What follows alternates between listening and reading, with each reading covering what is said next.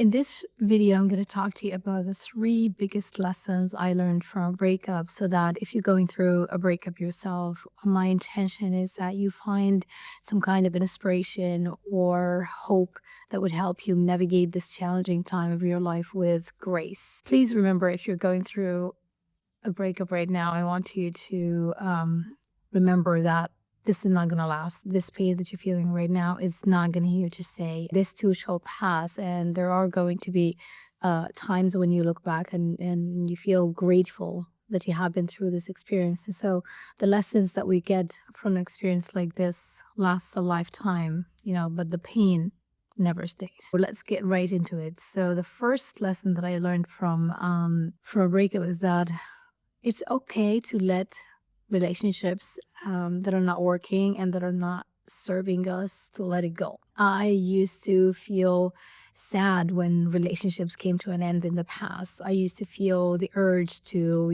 contact those people and to text them, to reach back and to bring them into my life again. I felt that if I didn't do that, if I just let them go, it means that I was a bad person, I was a bad friend. And so I tried as hard as possible to hold on to every single relationship in my life, thinking that this is how I prove that I'm a loyal person, that I'm a great person. But now I know that not every relationship I'm going to have is going to last forever. Actually, most relationships are not supposed to last forever, and that's okay. Therefore, it becomes easier because I don't waste my time waiting and hoping and putting so much value on potential, but rather I deal with the reality of the relationship. If I feel that this relationship is not serving me, is not serving the other person, then why keep it? It's okay to let those people go. It doesn't mean that you're a bad person. It doesn't mean that you did not have something valuable. You could have a valuable and a great relationship where you connected and you respect the other person. You have great times together. You have great experiences. But then once this relationship is over, it's okay to let the person and to let the whole thing go, and move on to the next chapter, the next relationship that is going to serve us in the next, phase of our lives. I now know that giving up what's not working is actually wise, because when we do that, we open doors for new opportunities, for greater and much better relationships to come into their lives. And of course, this would never happen if we just keep holding on to what's not working. This taught me a lot about the power of acceptance, that it's okay for things to come to an end, because eventually so many things that are in our lives are going to come to an end. Relationships are going to come to an end. People are going to leave us, or we're going to leave them. And that's okay. When this happens, and instead of focusing on the end and feeling sad that this person, that this relationship is going to, no longer be in our lives, I started to lean more towards appreciating the good times that I had with that person, remembering the good times and feeling and being appreciative really of having the value that we had together. But at the same time, being okay to let him or her go, and then just realize that, okay, well, we are in a new phase of our lives, and that means that new relationships are going to come, new people are going to come into our lives, and that it's okay. It's okay to have both feelings at the same time, to feel a little bit of sadness because this entity that we created together is going to no longer be there, but at the same time be appreciative of what we've had and being excited and looking forward to what's to the new things that are going to arise and come into our lives. When I learned to start practicing more acceptance, it became easier for me to actually let go, because I started to view the relationships that didn't work or that did not last as not as a failure, but as a preparation for the new ones that are going to come, the better ones that are going to start in my life. And I cannot tell you enough examples of the amount of skills that I developed, so in like one relationship that did not last, and then I learned so many things. There was so many learning curves that happened during that relationship. And then when the new relationship begins, then I start to realize, oh my God, if I didn't have that experience, if I didn't learn how to do that, I wouldn't be able to handle this beautiful thing or to deal with this beautiful thing that I have right now here. And so it's more like a continuous loop or circle of learning and bettering ourselves to become more prepared for the next and the better chapter of our lives. Okay, now let's move to the second lesson that I learned from a breakup, and that is to always work more on myself than I work on the relationship. And that means taking time for myself, having the time that I dedicate almost every single day to myself, and that means bettering myself in different areas, whether it's working on recognizing and healing past wounds, whether it's educating myself about, on areas that I know that are going to serve me, things like mindset, emotional intelligence, learning more about the relationship patterns, reflecting on myself, getting clarity on what do I want, what do I not want, what makes me comfortable, what do I like to have in a relationship, my values, what do I care about the most in life, how do I want my relationships to look like.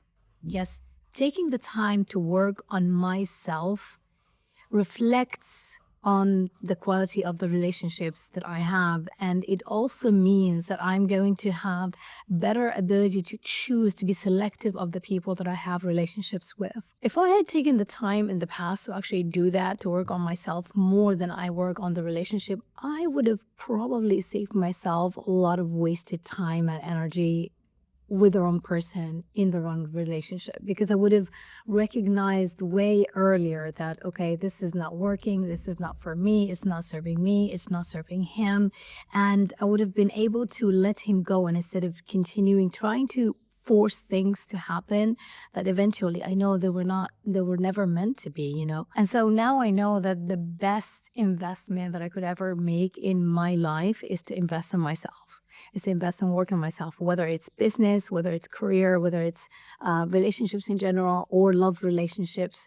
This is the best thing that I could do for myself that is going to reflect on all of these areas in my life. The more we work on ourselves, the more we flourish in all of these areas, given that we become selective of the people that we have relationships with. Because think about it, if I work on myself, and I show up as the best version of myself that I can possibly be to a relationship. And if I'm with another person, yes, who takes care of himself, also does the same thing, he works on himself, then the chances are the relationship is going to flourish, yes.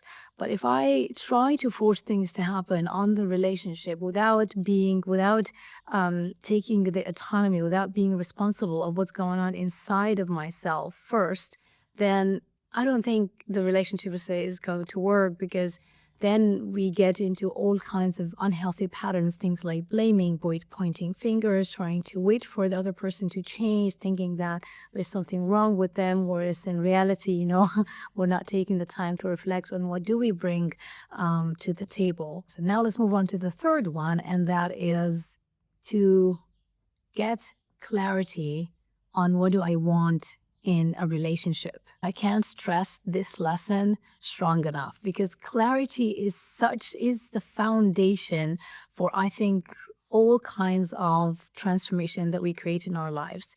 Without clarity, without being so transparent and honest with ourselves with what do we really want out of something, chances are we're not going to hit a target. We're not going to get that thing. And also clarity makes it so easy to say no to things that do not align with our vision. In a minute, I'm going to give you an example about this, but when I reflected back on all the great experiences, the good times that I had in my life, the successes that I created in different areas, I found out that clarity was the foundation for all of that. I took the time to sit down, to think, to reflect, and to ask myself, what do I really want? What do I really want out of this?